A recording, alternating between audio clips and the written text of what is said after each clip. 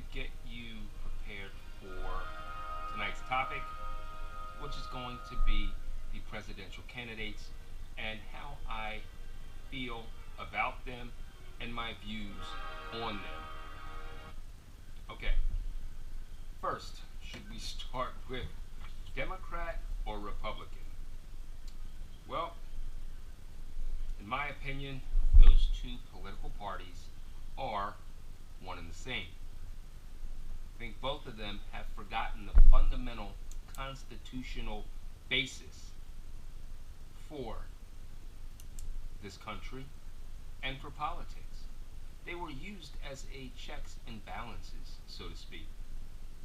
However, they have transformed themselves into what I quintessentially call gangs, which I got that from Jesse the Body Ventura.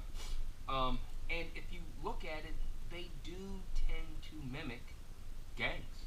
I mean, to be a politician, you're pretty gangster. I mean, they get away with a lot of stuff, which we're not going to get into tonight.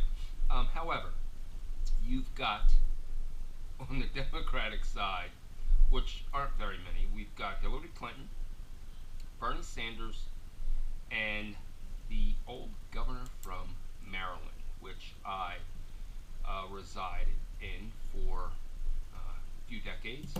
And his name eludes me. Governor O'Malley, Martin O'Malley. That's it. And I think that's it for the Democrats. So we will break them down. Hillary Clinton we'll start with, and she, in my opinion, just can't tell the truth. She really can't tell the truth, and it's blatant. It's bad. She is not honest about anything, and she is a quintessential politician. And what I mean when I say that is she thinks she knows everything. She thinks she can outthink you. She thinks she knows what you're thinking and how to respond. When all you have to do is just respond honestly. The truth shall set you free, Hillary. And that's all I'm going to say about that. Okay, for Bernie Sanders, don't know too much about him. I hear he's got some socialist views or whatever. I don't know. I personally, I haven't done a lot of research on Bernie Sanders and his political track record. However, eventually, as we get closer to the election, there will be a lot of mudslinging. And if I have learned nothing in my years on this earth, and it's actually taken me a while to really learn, know, and live this. My grandmother would always say, if you don't have anything nice to say about someone, don't say anything at all. And these people just don't have anything nice to say because they think that the American public, that's me, you, and everyone else, they think that we aren't intelligent. They think that we lack smarts. And we need to show them in this election that we're smarter than they are. Hell, I'd run for president because I'm honest and I keep it real. With that said, we're going into the jungle with these Republicans. And I laugh because if I don't laugh, I cry. Because it's that bad. I think the only thing Donald Trump has said that I agree with, that makes sense, is that it's time to make America great again. That's the only thing that he has said that actually resonates with me. Everything else, it seems like he's a TV act, is what it does. You know, he may have been good in business, which I personally don't think so, because a lot of his money he got from his father. Kudos to his dad. Can't say too much more about that, because if you don't have something nice to say, don't say anything. Now, we've got Ted Cruz, and the Republicans don't like Ted Cruz, which if you read the Constitution, it doesn't say born to citizens outside the United States.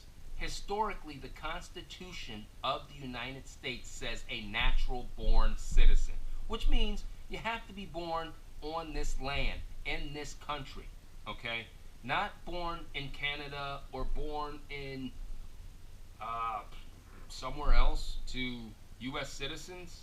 No, that doesn't fly with me. You're not a citizen. You are not a natural born citizen. And that's what the Constitution says, Ted Cruz. And you're a law professor, and you are a lawyer, and I believe you took constitutional law. You should know. If you are a traditionalist when it comes to the Constitution, you should know. So, Ted Cruz, do us all a favor and reread constitutional law. We've got Marco Rubio, another mudslinger, someone who just can't tell the truth. And it's going to get ugly. It really is. We've got Miss Fiorino, who is a businesswoman. But according to Donald Trump and a little background investigation that I did, wasn't too successful in business with, I think it was Hewlett Packard, was it? She got fired. Okay, and it's understandable when you are in that kind of world. It's about dollars, and if you're not making money, you're not making sense. So, then we have Christie, who I feel is non-presidential. This man lacks the class to be president. And he has shown that time and time again on how he deals with people that come to his town halls, or, that get a little loud with him. He wants to throw his weight around and, get out, you're dumb, that's a stupid question. You don't talk to people like that. He has no class. Not only that, New Jersey still, since he's been governor, has the highest property tax in the country. Or if it's not number one, it's number two. It also has a budget deficit still. And he wants to talk about all the jobs that he's created and all this and all that. Well, Christie, do your homework. And you cannot say that you didn't know about that Bridgegate scandal that cost an elderly woman her life on the way to the hospital, died in an ambulance. Sleep with that. So, with these political candidates that we have to choose from, it's going to come down to the lesser of two evils and who we can live with for the next 4 years until I run for president. Because I'm going to keep it real with you. I can do the job. With that said, best of luck. Everyone should get out and vote, because it's your right to vote, and you should exercise that right, because there are still too many countries and too many individuals that don't have the ability to vote, and their voice can't be heard. So make sure you get out and vote, no matter what the temperature, no matter what the weather conditions are. And the younger you start voting, the better off you'll be, and the more consistent as a voter you will be over the years. I didn't vote when I had the opportunity, but I've since changed that. And voting should not just be for older individuals, older Americans.